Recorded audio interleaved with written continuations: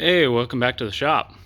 Just getting ready to try and get some work done on the bug here today, but figured I'd take you guys through a little bit of what's been done already, since I'm not sure that I've actually done that yet. Obviously, a lot of the car's been cut off. This thing started, I bought it as a kind of a rolling chassis. It had no engine, no rear suspension, no interior, pretty well gutted, but it was a complete body and pan. Took the pan off. The pan's gone. It's not going back in. Obviously, it's going to be a full tube chassis. And then I started cutting away, trying to make room for a motor up front. Obviously, a lot of the nose of the car is gone. The plan is that 2x4 rectangle box, that's going to be the main structure of the chassis, and the body's just going to sit right on top. Now that left me with some interesting decisions to make, such as how to attach the body to the frame. I still haven't quite made up my mind on that.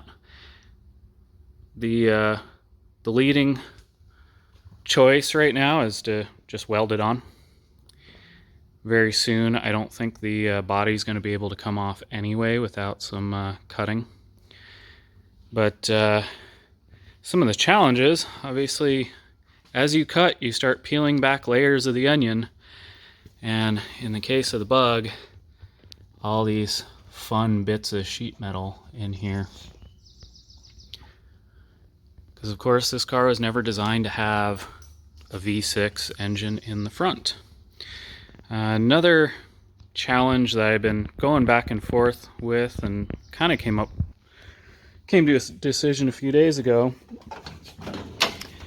is this rocker panel, door channel, not really sure what to call it, but that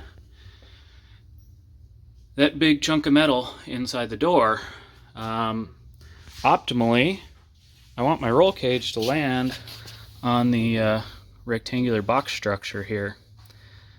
Problem is the bottom of the body here, this door threshold, I guess, it's about a little over 4 inches wide, so it sits really nicely on top of the frame, but with it there, blocks access for getting the roll cage through.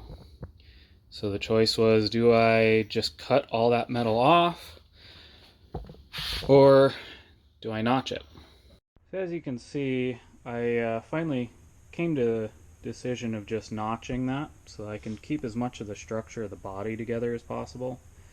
This body is becoming mighty flexible as I cut away stuff, and I think it's going to get worse because I still got to cut all that floor section in the back there away. So I opted to try and keep some of this door structure here, try and keep the door openings square. Right now, as you can see, the B-pillar's not actually sitting on top of it. It's kind of squeezed in between right now. I got to trim the bottom off because up top it's already up into the roof of the car. So once I trim that up, this tube should notch right into there. It's probably, or it is, going to overhang the inside a little bit. So I had to make some little standoffs. They're going to get added onto the frame. These are going to get fully boxed in and welded all the way around. And then up front, got another notch there, and that tube is going to come up, and the plan is to have it run right up against the body and reinforce the body, and we'll probably box in this pillar because, again, that's getting pretty flexible right now. There's not a whole lot of structure left in this thing. But so that's probably what I'm going to be getting started on today. But just to go over the overall plan, there is the drivetrain. It is rear-wheel drive. That's a 700R4 out of a Chevy something. And what started out as a 4.3 Vortec out of a Chevy S10 pickup.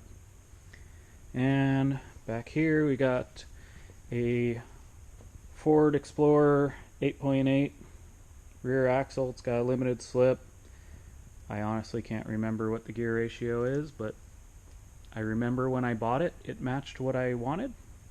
So just going to go with that. One of these days I'll figure out what it is, and if it's wrong, I'll change the gears. But soon enough, hopefully today, I'm going to start working on this roll cage.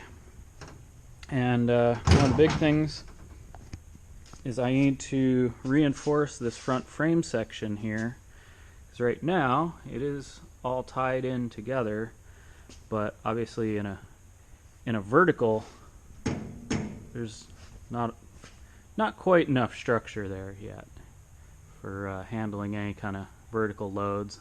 Definitely not going to hold the weight of the car and the engine, but the next step is to start building some roll cage, and then going to be adding some tubes that tie into our suspension pickup points that'll box the whole front together, and then of course starting to get some motor mounts in there so that this engine and transmission are actually attached to the rest of the car.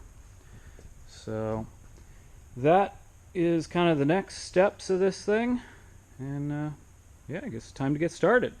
Let's do it.